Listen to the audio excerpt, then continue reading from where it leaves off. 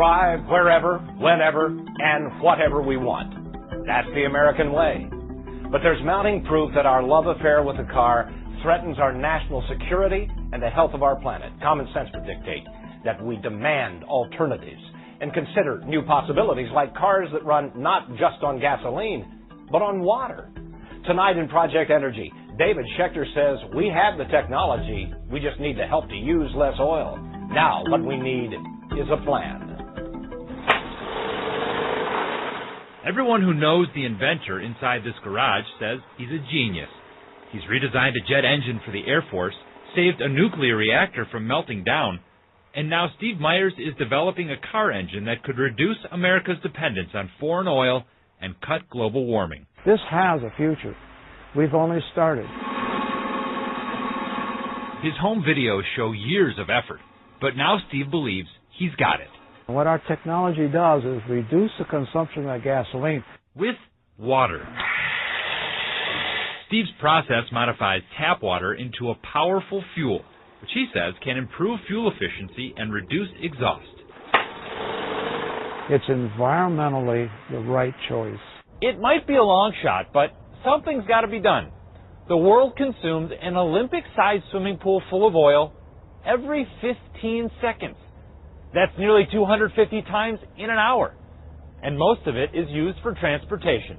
America represents 4% of the world's population, but we use about a quarter of the world's oil, much of it for driving people and products where they need to go.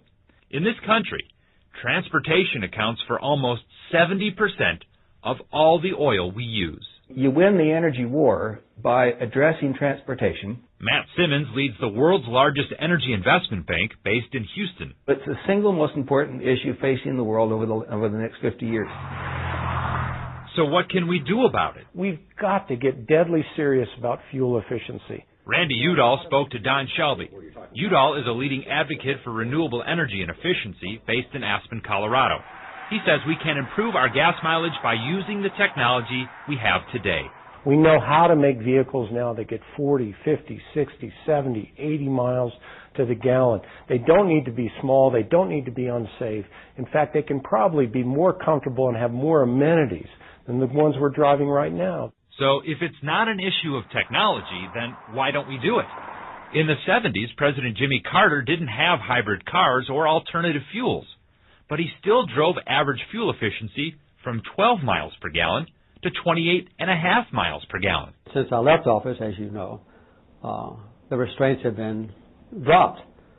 So now the average automobile efficiency, it's dropped down about like it was when I became president almost 25 years ago. It's powered by the heavy-duty 6-liter. It's dropped in part because of the SUV, a vehicle America fell in love with when gas was cheaper.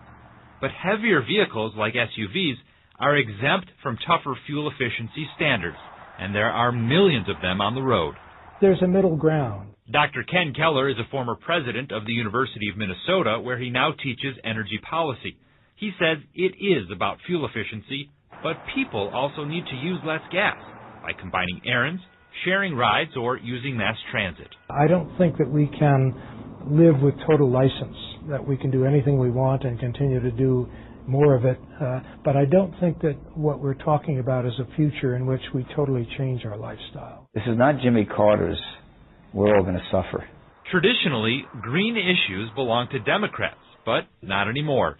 Republican Senator Norm Coleman supports tighter fuel efficiency standards and using alternative fuels like ethanol made from corn. This is a national security threat. Dependence on foreign oil threatens to undermine the security of the United States of America today and certainly in the future. Energy policy, to be effective, has to be enduring. It has to be bipartisan. You have to have Democrats and Republicans side by side promoting these policies. One interesting policy plan was introduced this session at the state capitol.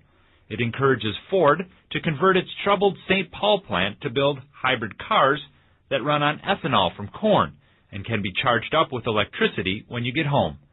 Fuel efficiency could be well over 100 miles per gallon, all with available technology. Ford is not yet convinced. It's inevitable that we will someday have a motor fleet that gets 40 miles to the gallon. And if it's inevitable, we ought to be doing it sooner rather than later. Steve Meyer says eventually his gas-saving invention could be retrofitted onto almost any kind of vehicle. We have the science, we have the knowledge. All we need to do is put it together and use it. And if we already have what we need to get started now, he says, just imagine what's next. Automobiles and trucks are, of course, the biggest gas guzzlers, but I think this clip from the Science Museum of Minnesota will help open your eyes as to how air travel contributes to this problem as well. It shows 1 day of air travel in the United States. Each line represents a single flight, and as the screen fills up, you start to get the idea. Just as we drive more than the rest of the world on, we also fly more. That looks like a lot of fuel. 19.5 billion gallons of fuel. Every year. Every year. Thanks, David. Amelia.